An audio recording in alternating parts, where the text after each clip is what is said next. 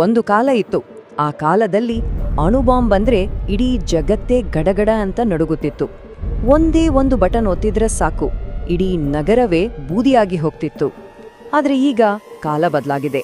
ಅದಕ್ಕಿಂತಾನೂ ಸೂಕ್ಷ್ಮ ಆದ್ರೆ 1000 ಪಟ್ಟು ಹೆಚ್ಚು ಅಪಾಯಕಾರಿಯಾದ ಒಂದು ಹೊಸ ಅಸ್ತ್ರ ಹುಟ್ಕೊಂಡಿದೆ.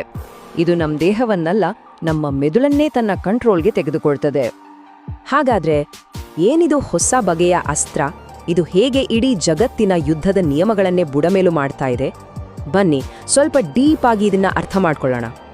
1945 ಜಗತ್ತು ಮೊದಲ ಬಾರಿಗೆ ಅಣು ಬಾಂಬ್ ಅನ್ನೋ ಒಂದು ಭಯಾನಕ ಶಕ್ತಿಯನ್ನ ಕಣ್ಣಾರೆ ಕಂಡು. ಅದಾದ್ಮೇಲೆ ಶುರುವಾಗಿದ್ದೇ ಅಣು ಶಸ್ತ್ರಗಳಿಗಾಗಿ ಒಂದು ದೊಡ್ಡ ರೇಸ್. ಅದು ಭೌತಿಕ ವಿನಾಶದ ಯುಗವಾಗಿತ್ತು. ಆದರೆ ಇವತ್ತಿನ ಯುದ್ಧಭೂಮಿ ಅದು ನೆಲದ ಮೇಲಿಲ್ಲ, ಅದು ಕಂಪ್ಲೀಟ್ ಆಗಿ ಡಿಜಿಟಲ್. ನೋಡಿ, ಇದನ್ನ ಸರಿಯಾಗಿ ಅರ್ಥ ಮಾಡ್ಕೊಳ್ಬೇಡು. ಈ ಹೊಸ ಅಸ್ತ್ರ ಏನನ್ನೂ ಸ್ಫೋಟಿಸಲ್ಲ, ಏನನ್ನೂ ನಾಶ ಮಾಡಲ್ಲ. ಬದಲಿಗೆ ಎಲ್ಲವನ್ನೂ ತನ್ನ ಹಿಡಿತಕ್ಕೆ ತೆಗೆದುಕೊಳ್ಳುತ್ತೆ. ಒಂದು ದೇಶದ ಆರ್ಥಿಕತೆ, ಅಲ್ಲಿನ ಜನರ ಯೋಚನೆಗಳು, ಕೊನೆಗೆ ಸರ್ಕಾರದ ನಿರ್ಧಾರಗಳನ್ನ ಕೂಡ ಕಂಟ್ರೋಲ್ ಮಾಡುವಷ್ಟು ಪವರ್ಫುಲ್ ಇದು. ಅಂದ್ರೆ ಬಾಂಬ್ಗಿಂತಲೂ ಡೇಂಜರಸ್.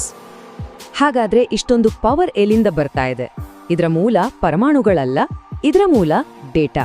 ಸೊ ಜಗತ್ತಿನ ಶಕ್ತಿ ಹೇಗೆ ಪರಮಾಣುಗಳಿಂದ ಡೇಟಾಗೆ ಶಿಫ್ಟ್ ಆಯ್ತು ಅಂತ ಈ ವಿಭಾಗದಲ್ಲಿ ನೋಡೋಣ. ನಾವು ಮಾತಾಡ್ತಿರೋದು ಆರ್ಟಿಫಿಷಿಯಲ್ ಇಂಟೆಲಿಜೆನ್ಸ್ ಅಂದ್ರೆ AI ಬಗ್ಗೆ. ಆದ್ರೆ ಇದನ್ನ ಕೇವಲ ಒಂದು ಟೆಕ್ನಾಲಜಿ ಅಂತ ಅನ್ಕೋಬೇಡಿ. ಜಾಗತಿಕ ರಾಜಕೀಯದ ದೃಷ್ಟಿಯಿಂದ ನೋಡಿದ್ರೆ AI ಅಂದ್ರೆ ಒಂದು ದೇಶ ತನ್ನಲ್ಲಿರೋ ಅಗಾಧ ಪ್ರಮಾಣದ ಡೇಟಾವನ್ನ ಒಂದು ಸ್ಟ್ರಾಟಜಿಕ್ ಪವರ್ ಆಗಿ ಪರಿವರ್ತಿಸುವ ಸಾಮರ್ಥ್ಯ. ಈ ಟೇಬಲ್ ನೋಡಿ, ಎಷ್ಟು ಕ್ಲಿಯರ್ ಆಗಿ ಗೊತ್ತಾಗುತ್ತೆ. ಅಣುಯುಗದಲ್ಲಿ ಪವರ್ ಸೋರ್ಸ್ ಆಟಮ್ಸ್, ಅಸ್ತ್ರ ಬಾಂಬ್, ಗುರಿ ಸಂಪೂರ್ಣ ನಾಶ. ಆದ್ರೆ ಇವತ್ತಿನ AI ಯುಗದಲ್ಲಿ ಶಕ್ತಿಯ ಮೂಲನೇ ಡೇಟಾ.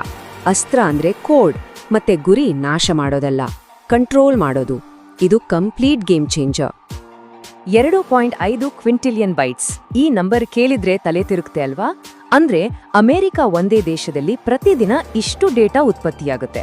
ಇದು ಎಷ್ಟು ದೊಡ್ಡದು ಅಂದ್ರೆ, ಸಿಂಪಲ್ ಆಗಿ ಹೇಳ್ಬೇಕಂದ್ರೆ ಇಡೀ ಜಗತ್ನಲ್ಲಿರೋ ಎಲ್ಲಾ ಪುಸ್ತಕಗಳನ್ನ 1000 ಸಾರಿ ಡಿಜಿಟಲ್ ರೂಪದಲ್ಲಿ ಸೇವ್ ಮಾಡಿದಷ್ಟು. ಸೊ ಇವತ್ತಿನ ನಿಜವಾದ ಸಂಪತ್ತು, ನಿಜವಾದ ಶಕ್ತಿ ಇರೋದೇ ಈ ಡೇಟಾದಲ್ಲಿ. ಸರಿ, ಈ ಡೇಟಾ ಹೇಗೆ ಒಂದು ವೆಪನ್ ಆಗಿ ಬದಲಾಗುತ್ತೆ? ವೆಲ್, AI ಇದೇ ಡೇಟಾವನ್ನ ಬಳಸಿ ಸೈಬರ್ ಅಟ್ಯಾಕ್ ಮಾಡಬಹುದು. ಒಂದು ದೇಶದ ಇಡೀ ಆರ್ಥಿಕತೆಯನ್ನೇ ಬುಡಮೇಲು ಮಾಡಬಹುದು. ಅಷ್ಟೇ ಅಲ್ಲ, ಫೇಕ್ ನ್ಯೂಸ್ ಹರಡಿ ಜನರನ್ನ ಮ್ಯಾನ್ಯುಪುಲೇಟ್ ಮಾಡಿ ಅವರ ಅಭಿಪ್ರಾಯವನ್ನೇ ಬದಲಿಸಬಹುದು. ಇನ್ನು ಚೀನಾ ಮಾಡ್ತಿರೋ ಹಾಗೆ ಸ್ಮಾರ್ಟ್ ಸಿಟಿಗಳ ಹೆಸರಲ್ಲಿ ತನ್ನದೇ ಜನರ ಮೇಲೆ ನಿಗಾ ಇಡೋದಕ್ಕೂ ಬಳಸಬಹುದು. ಈ AI ಅನ್ನೋ ರೇಸ್ ಜಗತ್ತನ್ನ ಒಂದು ಹೊಸ ರೀತಿಯ ಶೀತಲ ಸಮರದ ಕಡೆಗೆ ತಳ್ತಾ ಇದೆ. ಹಾಗಾದ್ರೆ ಈ ಹೊಸ ಕೋಲ್ಡ್ ವಾರ್ನಲ್ಲಿ ಆಟಗಾರರು ಯಾರು, ಅವರ ಸ್ಟ್ರಾಟಜಿ ಏನು ನೋಡೋಣ ಬನ್ನಿ. ನೋಡಿ, ನಾವಿದು ಯಾವಾಗ ಶುರುವಾಗ್ಬೋದು ಅಂತ ಮಾತಾಡ್ತಿಲ್ಲ. ಈ ಯುದ್ಧ ಆಲ್ರೆಡಿ ಶುರುವಾಗಿದೆ. 2020ರಲ್ಲಿ ರಷ್ಯಾ ಅಮೆರಿಕದ ಸರ್ಕಾರಿ ಸಿಸ್ಟಮ್ನೇ ಹ್ಯಾಕ್ ಮಾಡ್ತು. 2021ರಿಂದ ಚೀನಾ AI ಬಳಸಿ ತನ್ನ ಜನರ ಬಯೋಡೇಟಾನೇ ಕಲೆಕ್ಟ್ ಮಾಡ್ತಿದೆ. ಇವತ್ತು ದೊಡ್ಡ ದೊಡ್ಡ ದೇಶಗಳು AI ಡಿಫೆನ್ಸ್ ಕಮಾಂಡ್ಗಳನ್ನೇ ಸ್ಥಾಪಿಸ್ತಾ ಇವೆ. ವಾರ್ ಗೇಮ್ಸ್ ನಡೀತಾ ಇವೆ. ಸೊ ಇದು ಫ್ಯೂಚರ್ ಅಲ್ಲ, ಇದು ಪ್ರೆಸೆಂಟ್. ಈ ಹೊಸ ಕೋಲ್ಡ್ ವಾರ್ನಲ್ಲಿ ಸದ್ಯಕ್ಕೆ 3 ಮೇನ್ ಪ್ಲೇಯರ್ಸ್ ಇದ್ದಾರೆ. ಮೊದಲನೇದು ಅಮೆರಿಕ. ಅವರ ಅತಿ ದೊಡ್ಡ ಬಲ ಅಂದ್ರೆ ಗೂಗಲ್, ಮೈಕ್ರೋಸಾಫ್ಟ್ನಂತಹ ಪ್ರೈವೇಟ್ ಟೆಕ್ ಕಂಪನಿಗಳು. ಎರಡನೇದು ಚೀನಾ. ಇಲ್ಲಿ ಎಲ್ಲವೂ ಸರ್ಕಾರದೇ ಕಂಟ್ರೋಲ್. ತಮ್ಮಲ್ಲಿರೋ ಕೋಟ್ಯಾಂತರ ಜನರ ಡೇಟಾವನ್ನ ಬಳಸಿ ಮಿಲಿಟರಿ AI ಅನ್ನ ಡೆವಲಪ್ ಮಾಡ್ತಿದ್ದಾರೆ. ಕೊನೆಯದಾಗಿ ರಷ್ಯಾ. ಸೈಬರ್ ವಾರ್ಫೇರ್ ಮತ್ತೆ ಫೇಕ್ ನ್ಯೂಸ್ ಹರಡೋದ್ರಲ್ಲಿ ಇವರು ಎಕ್ಸ್ಪರ್ಟ್ಸ್. ಆದ್ರೆ ಈ ರೇಸ್ನಲ್ಲಿ ಕೇವಲ ದೇಶಗಳು ಮಾತ್ರ ಅಲ್ಲ, ತೆರೆಮರೆಯಲ್ಲಿ ದೊಡ್ಡ ದೊಡ್ಡ ಕಂಪನಿಗಳು, ಗ್ರೂಪ್ಗಳು ಕೆಲಸ ಮಾಡ್ತಿವೆ. ಅಮೆರಿಕ ಪರವಾಗಿ ನಿಂತಿರೋದು open AI, Google deep mind.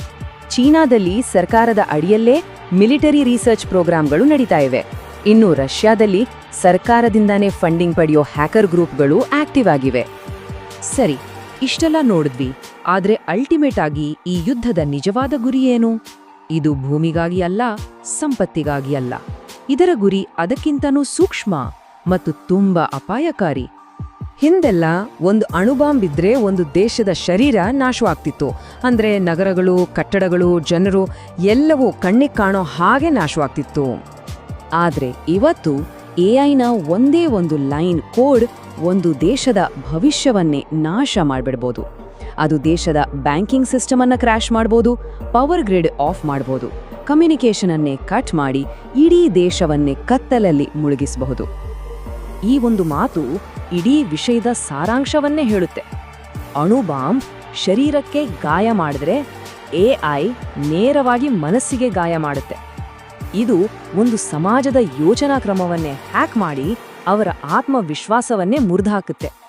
ಇದು ಶರೀರದ ಮೇಲಿನ ಯುದ್ಧ ಅಲ್ಲ, ಇದು ನಮ್ಮೆಲ್ಲರ ಮನಸ್ಸಿನ ಮೇಲಿನ ಯುದ್ಧ.